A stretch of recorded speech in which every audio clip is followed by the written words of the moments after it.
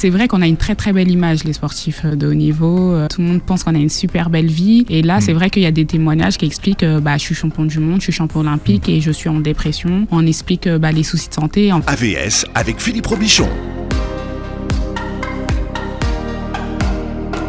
AVS pour à votre santé, à votre sport aussi également. On va parler justement de sport et de santé ce matin avec mon invité Simone Thierrot. Bonjour et bienvenue. Bonjour Philippe. Alors, ancienne handballeuse professionnelle, vous avez joué pour l'équipe de France jeune. Vous avez même fait un championnat du monde pour le Congo. C'est ça. Mais là, vous êtes passé par une naturalisation quand même. C'est ça, exactement. Ouais. Ça, c'est une aventure quand même. Ouais, surtout que je m'y attendais pas du tout de faire un championnat du monde un jour dans ma vie. C'est surtout ça. Et on vous a appelé 3 semaines avant.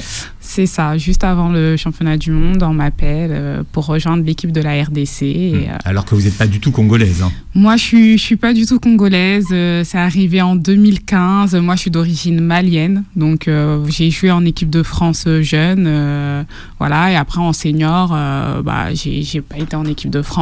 Et c'est vrai qu'on m'appelle quelques semaines avant le championnat du monde. Et c'est vrai que j'avais été également appelée par l'équipe du Mali quelques mois avant. J'ai pas pu m'y rendre parce que j'avais des compétitions avec mon club. Oui, faut dire que votre entraîneur ne vous a pas laissé y aller. Voilà, mon La entraîneur. vérité, c'est que votre club vous a pas laissé y aller. Voilà, ils m'ont pas libéré. On avait des matchs en club et quelques mois après, le championnat du monde. C'est vrai qu'au début, j'ai hésité par rapport au Mali et c'est vrai que l'équipe du Mali a disparu entre temps. Donc après, j'y suis allée et j'ai vécu cette aventure là. Et vous avez croisé vos copines de l'équipe de France qui se demandaient ce que vous faisiez là. Oui, en fait, le Congo était dans la poule de l'équipe de France, donc incroyable. Je me suis retrouvée à jouer face à mes copines d'enfance et c'était une très très belle expérience. Hein. Vous publiez l'image du sportif parfait, un livre de témoignages que vous que vous éditez vous-même, auto-édité. Et vous expliquez que finalement, cette image du sportif parfait, les sportifs sont quand même très responsables de cette image parfaite. Ils rendent le change. Oui, en fait, ce livre, c'est surtout un témoignage et pas une biographie. C'est mon témoignage, le témoignage de d'autres sportifs. On parle de la santé physique et mentale chez les sportifs de haut niveau.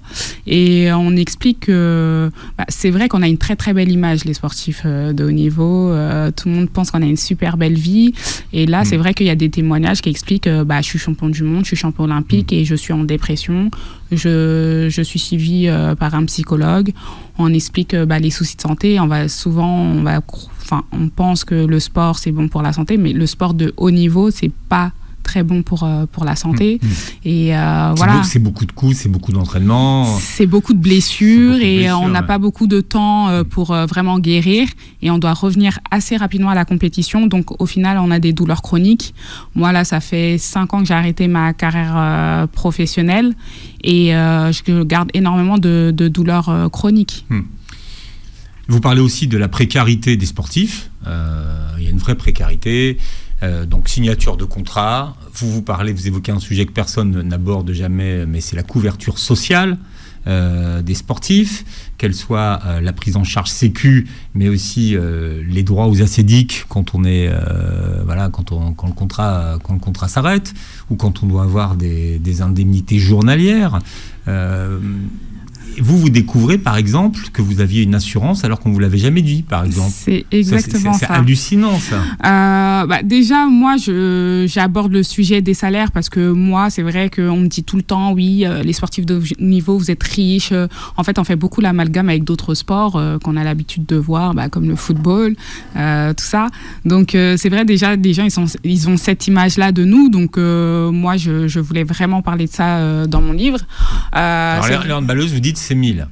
À votre époque. En général, oui, c'est aux alentours du SMIC, 2000 €. Mais voilà, quoi, une joueuse de handball en France, en division 1, c'est ça. Après, il y en a une petite poignet qui touche un peu plus, mais en général, c'est ça.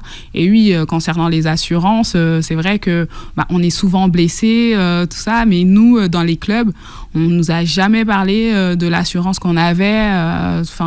On nous sensibilise pas sur tout ça. On nous parle que de performance, marquer des buts, mais tout ce qui est administratif, tout ça, on n'y connaît rien. Et quand j'explique aussi que, par exemple, il y a un joueur de handball à 25 ans, il va se retrouver avec le fisc sur le dos, à devoir rembourser, à devoir 25 000 € au fisc, c'est parce qu'en fait, on rentre dans cette bulle de sportifs de haut niveau très très jeune.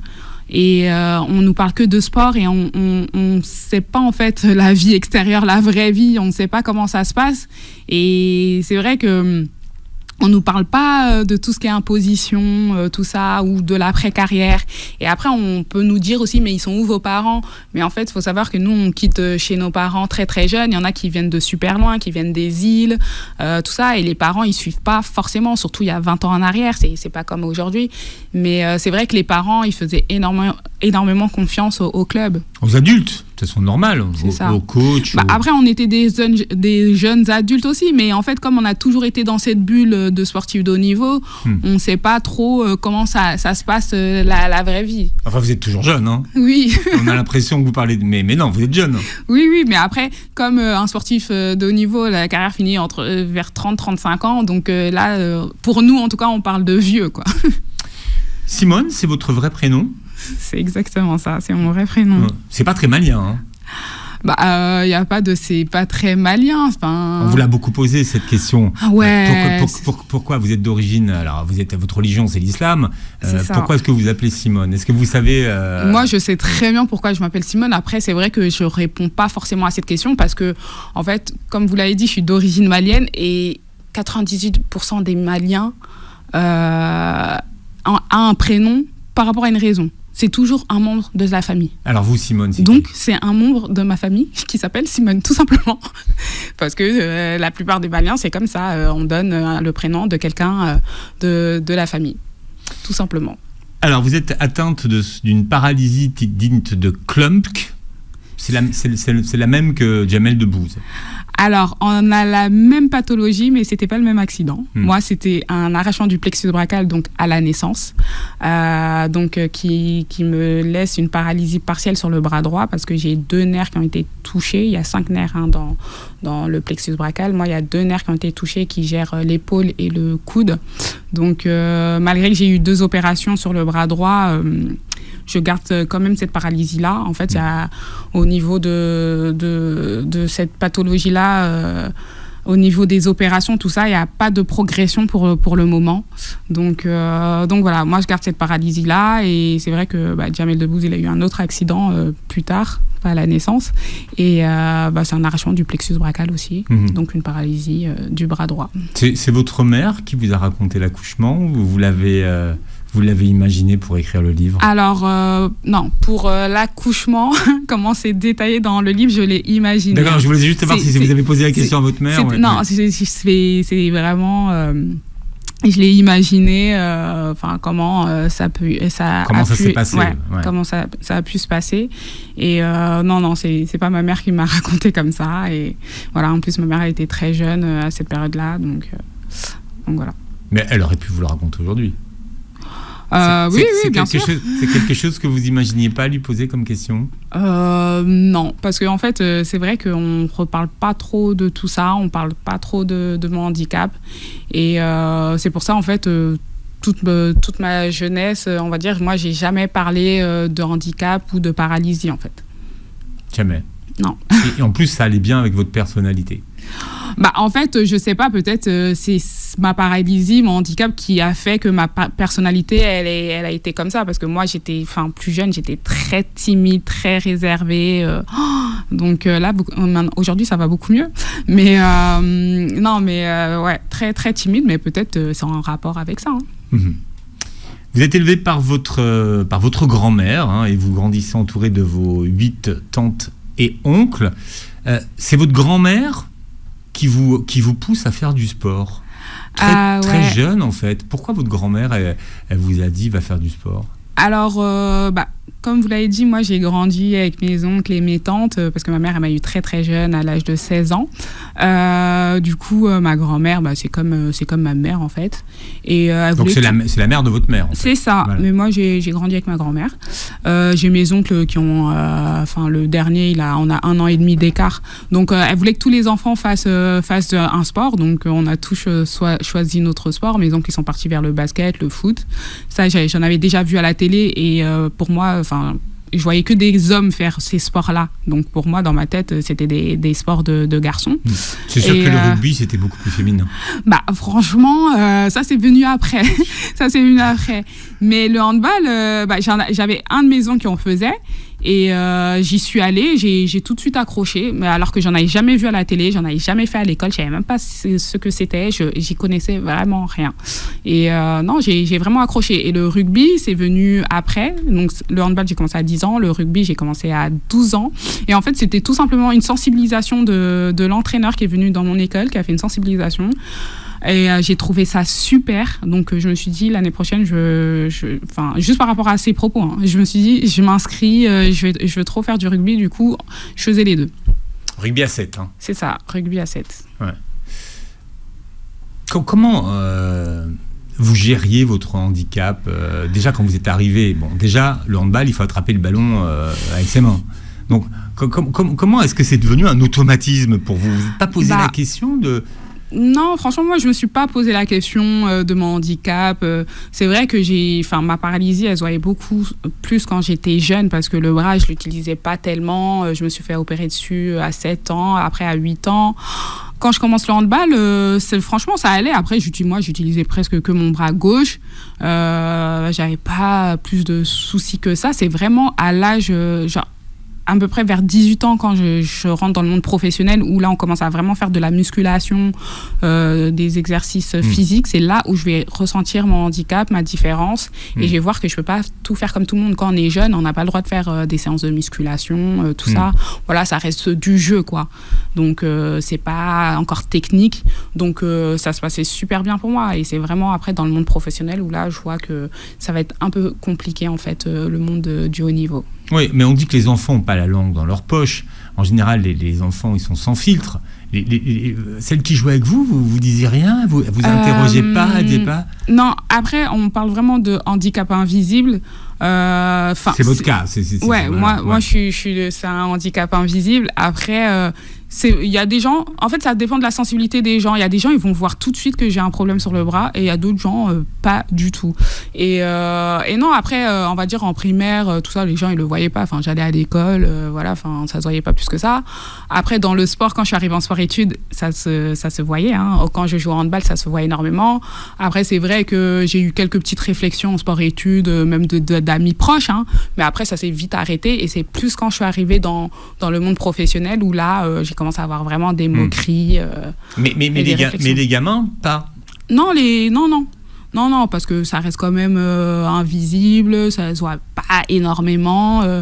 Voilà quoi. Donc non, au niveau des autres enfants, pas du tout.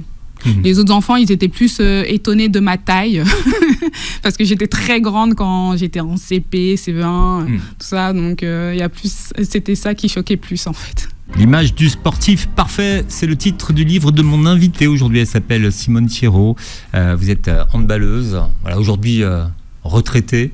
Qu'est-ce que vous faites aujourd'hui dans la vie? Alors aujourd'hui, je suis infographiste. Voilà. Et vous avez compris très tôt qu'il fallait déjà préparer l'après-handball. Hein, alors, pas très tôt, hein, parce que quand j'étais en sport-études, moi, je voyais que handball, je voulais arrêter... Vous étiez en BTS déjà? Non, en sport-études, j'étais au lycée. Ouais. Au lycée. Du coup, non, moi, je voulais m'arrêter au bac, je voulais me consacrer que au handball, je voulais faire que ça.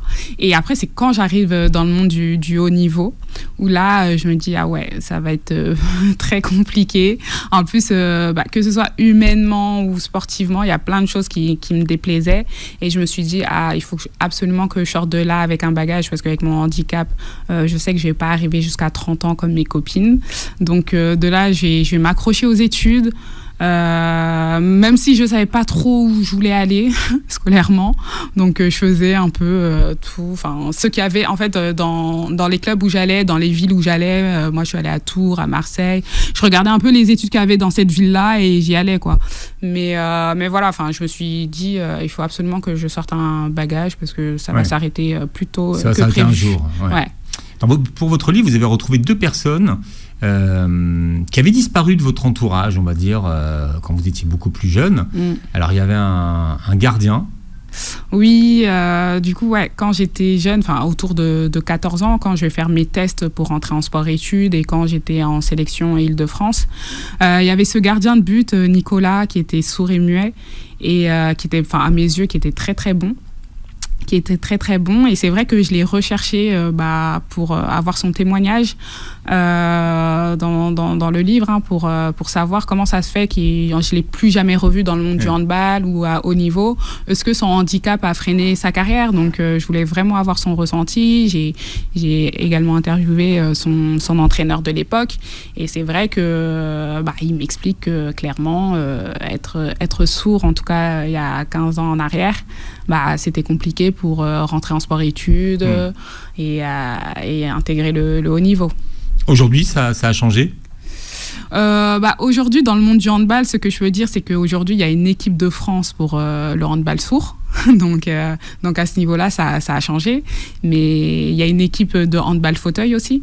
Mais pour le handicap invisible, il n'y a toujours rien. Donc ça fait que moi, par exemple, si aujourd'hui j'ai 10 ans et que je veux commencer le handball, je vais devoir refaire le même parcours, être avec les valides, cacher mon handicap, pour qu'on ne me ferme pas les portes du haut niveau. Donc j'espère qu'il y a des équipes qui vont se créer, donc qui vont aller dans ce sens-là.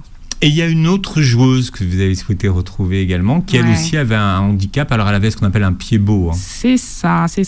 Le pied-beau, c'est pas reconnu comme un handicap, c'est une malformation. Et à ce jour, c'est toujours pas reconnu comme un handicap. Et oui, elle, en fait, elle boitait beaucoup quand elle courait. On se connaissait on se connaissait pas du tout. Donc c'est vrai, quand je l'ai contactée, elle se souvenait pas de moi, mais moi, elle m'avait marqué.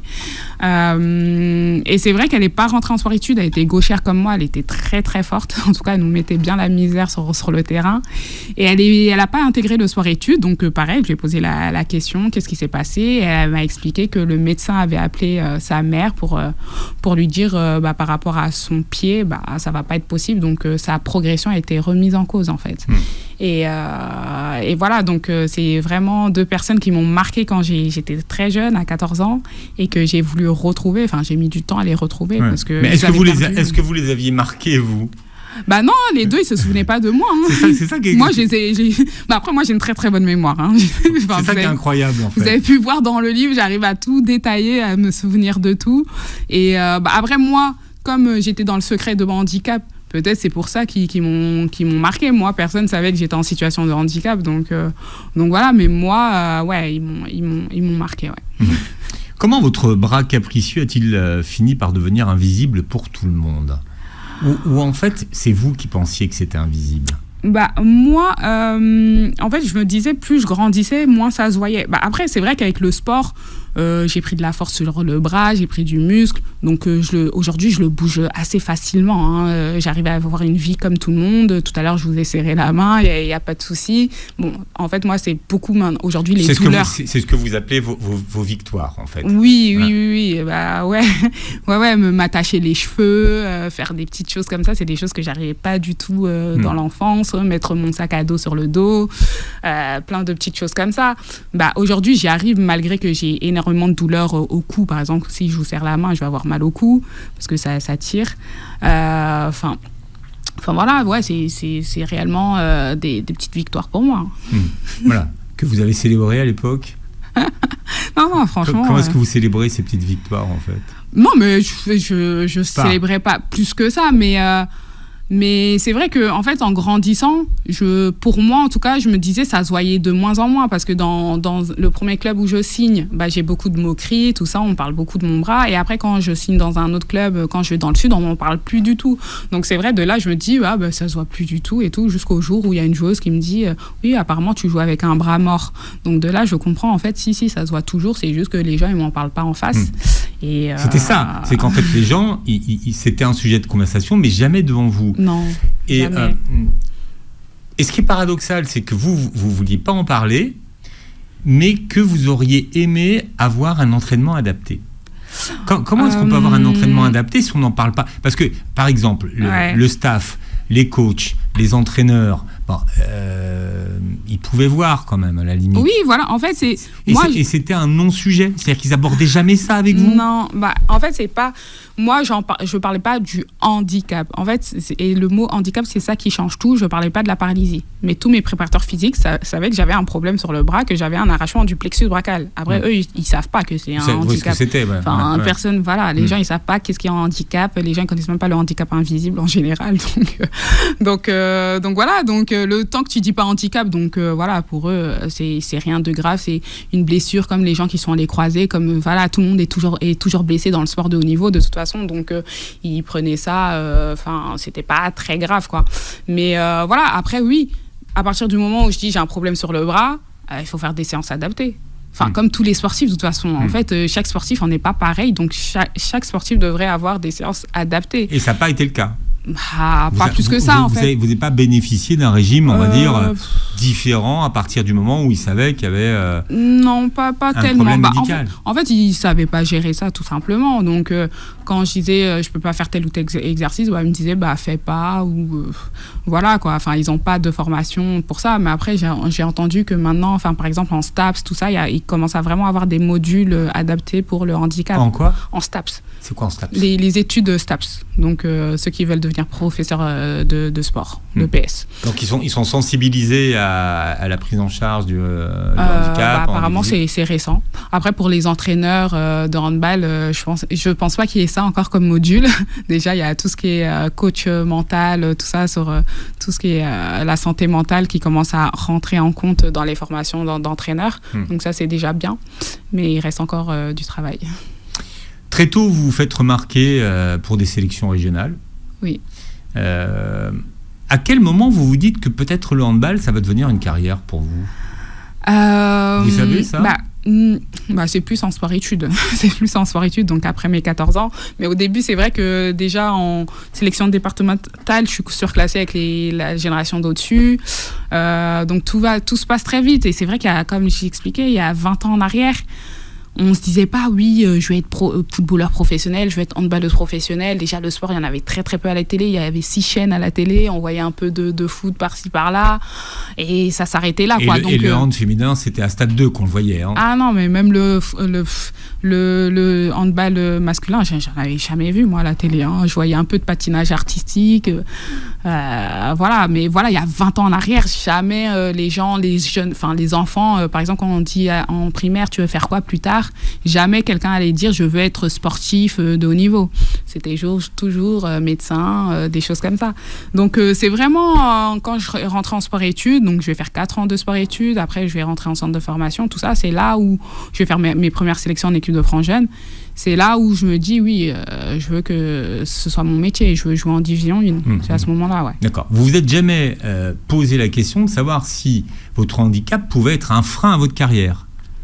Non. Comment vous gériez ça ? Comment vous gériez cette question ? Non, en fait, quand je suis rentrée en sport-études, moi, j'ai un entraîneur, j'en parle, Eric Calcanini, l'entraîneur du sport-études à cette période-là. La Châtenay-Malabry. Voilà, c'est ça. Lui, il voit pas ça comme un handicap. Il voit pas ça comme un handicap. Donc, en fait, lui, il va me donner ma chance. Il va clairement me donner ma chance. Et je pense, il va pas, comme moi, il va pas penser à ma différence, tout ça. Il va me donner les chances comme tout le monde. Mais qu'est-ce qu'il vous a dit ? Est-ce qu'il vous a dit des mots quand même ? Non, par rapport à ça, franchement, en fait, on n'en a jamais parlé. Lui, il voyait juste que j'étais grande, que j'étais gauchère, que j'avais de l'avenir dans. En fait, il a eu confiance, il s'est fait confiance aussi en me prenant. Il voyait juste le potentiel. Il voyait le potentiel et en plus à cette période-là, je me souviens, aujourd'hui, je me dis, c'est fou parce qu'on a été seulement 7 à être prises sur mon année. 7 à rentrer à intégrer le sport-études. Et c'est vrai qu'en Ile-de-France, c'est difficile de rentrer en sport-études quand même. Comment imaginer que ça a été un non-sujet pendant toutes ces années ? Franchement, moi déjà de mon côté, j'étais dans le déni. Donc moi, je pensais même pas à tout ça. C'était assumé. C'était assumé chez vous. Je ne veux pas parler de mon handicap. Ah mais ouais. J'en parlais pas à mes proches, j'en parlais avec personne en fait. Moi, c'est simple. Je vivais comme ça. Comme sur plein d'autres sujets, hein. Il y a plein de choses que je garde pour moi et j'avance comme ça. Et des fois, c'est mieux ainsi pour bien avancer dans la vie. Des fois, quand tu es dans le déni, t'avances et tu réfléchis pas à tout ça. Et c'est vraiment quand je vais arrêter ma carrière à l'âge de 25 ans, c'est là où je vais ouvrir les yeux sur pas mal de choses, ce qui vient de se passer. Et que vous décidez d'en parler, en fait. En fait, moi, je décide pas vraiment réellement d'en parler à ce moment-là. Quand j'arrête à 25 ans, moi, j'arrête tout simplement et je m'en vais. Enfin, je joue en Allemagne à cette période-là et je m'arrête et puis voilà. Et c'est vraiment les gens qui vont commencer à me poser énormément de questions. Donc, ils vous demandent pourquoi vous avez arrêté votre carrière. Pourquoi si jeune, quel gâchis et tout. Et moi, je le prenais un peu mal parce que je me disais, mais enfin, ils savent même pas. Enfin, pourquoi vous parlez? Et donc, dans ma tête, je me dis, ah oui, c'est vrai, ils savent même pas. Donc, de là, je vais sortir du silence 2 ans après l'arrêt de ma carrière. Je vais faire un article de presse où j'explique la situation, mes soucis de santé, que j'ai beaucoup compensé sur le côté gauche. Et j'ai beaucoup de soucis aujourd'hui de santé, au-delà du handicap. Et voilà, et donc de là, je vais avoir encore plus de questionnements.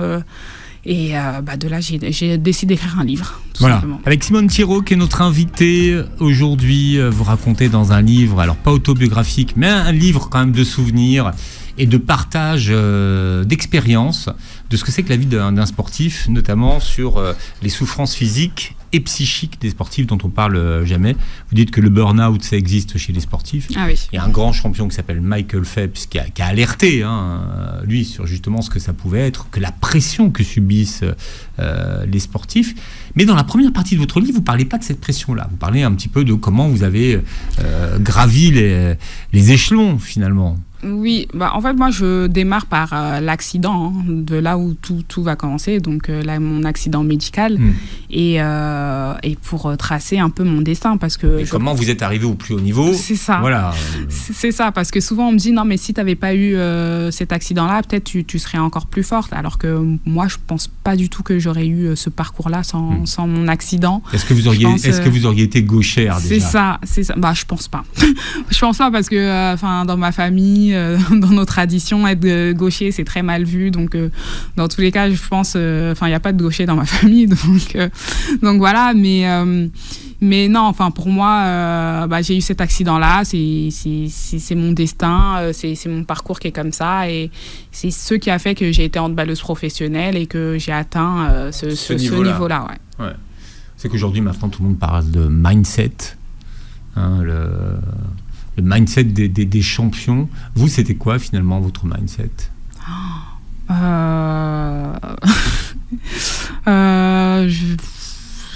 sais pas. Il n'y avait pas de recette particulière en fait.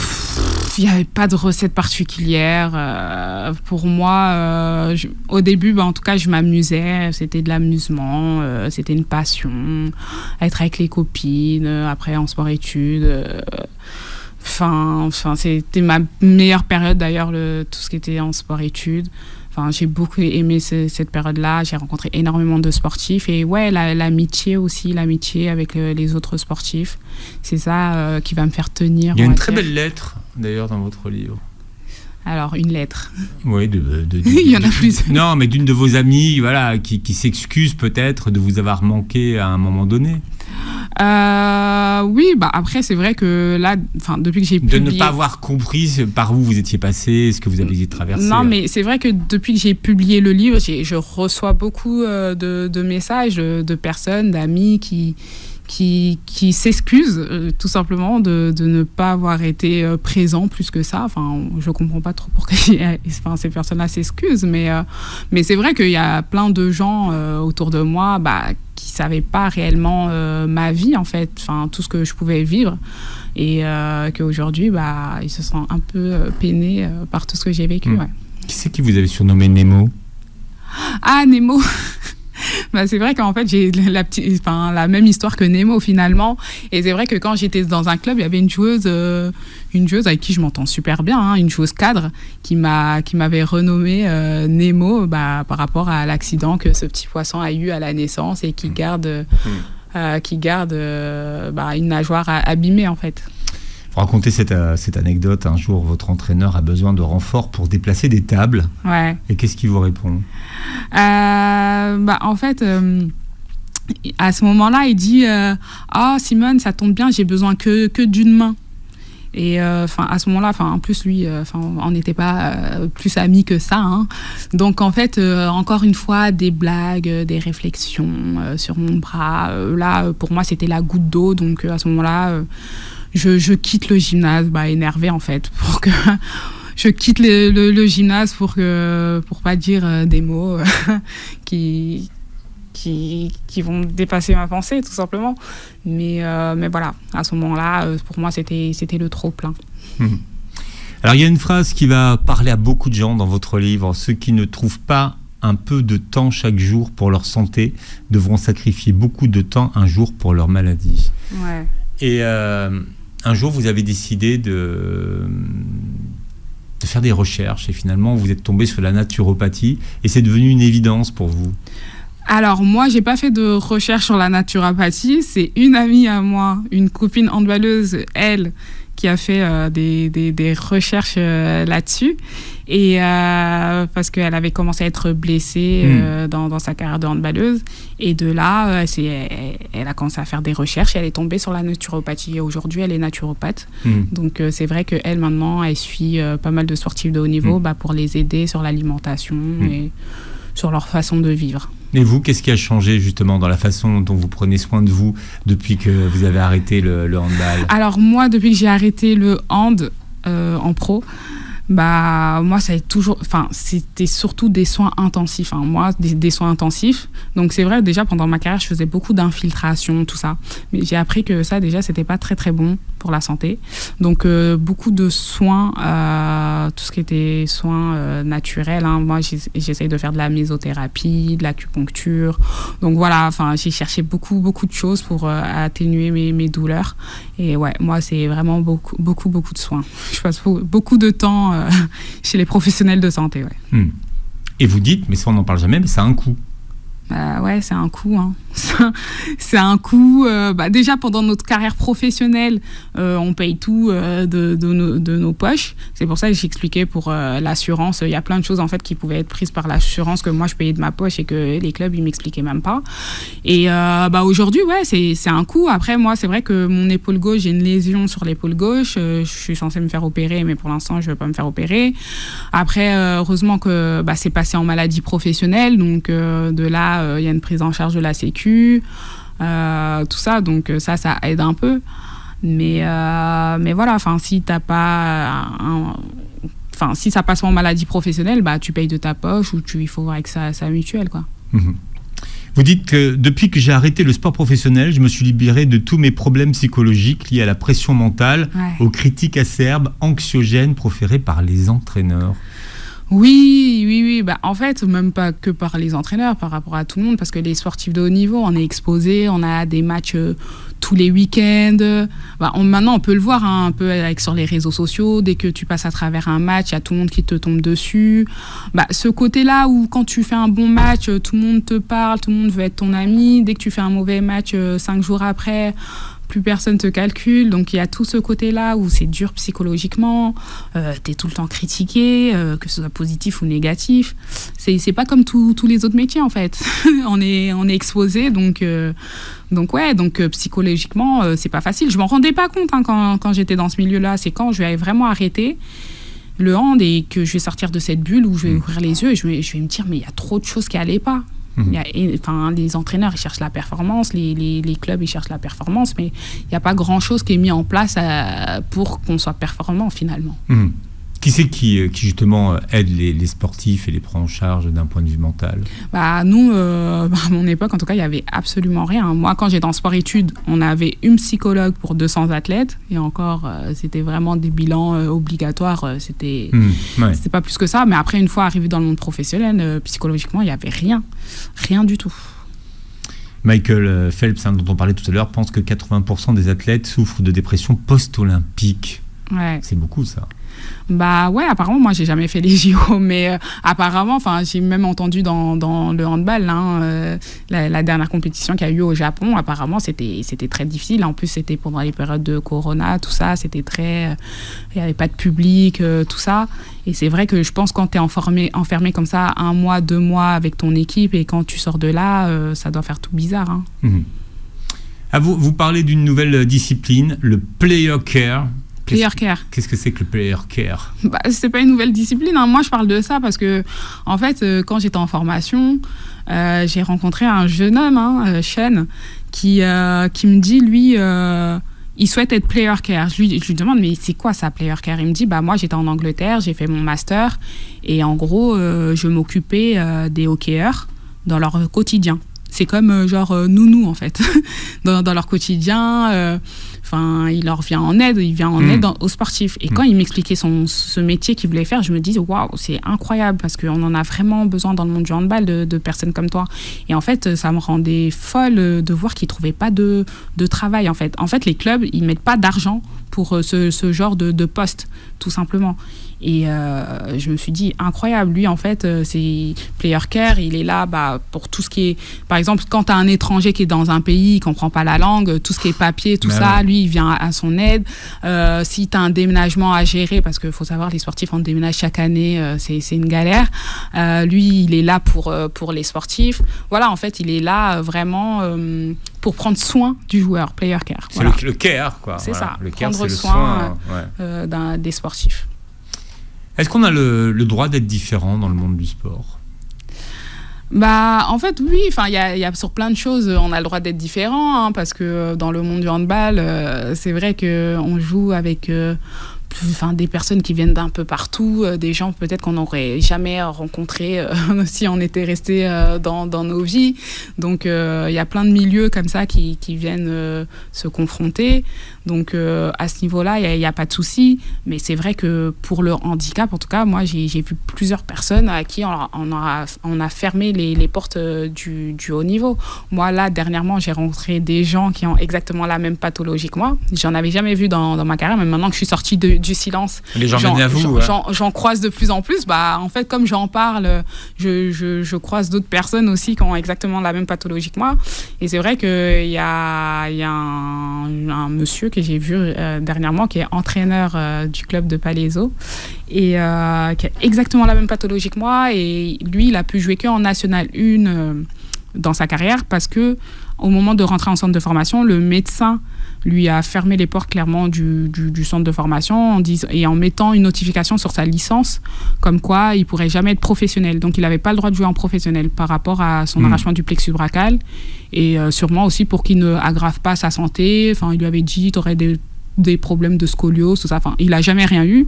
Mais voilà, on lui a fermé les portes du haut niveau. Donc moi, heureusement que j'en ai jamais parlé parce que c'est sûr que... C'est ça que ça vous conforte dans le choix que vous avez fait de ne jamais en parler. Bah, en fait. J'en étais sûre. Hein. Moi, même sans avoir de témoignages, j'en étais sûre. Et là, avec tous les témoignages que j'ai dernièrement, ça me réconforte encore plus, ouais.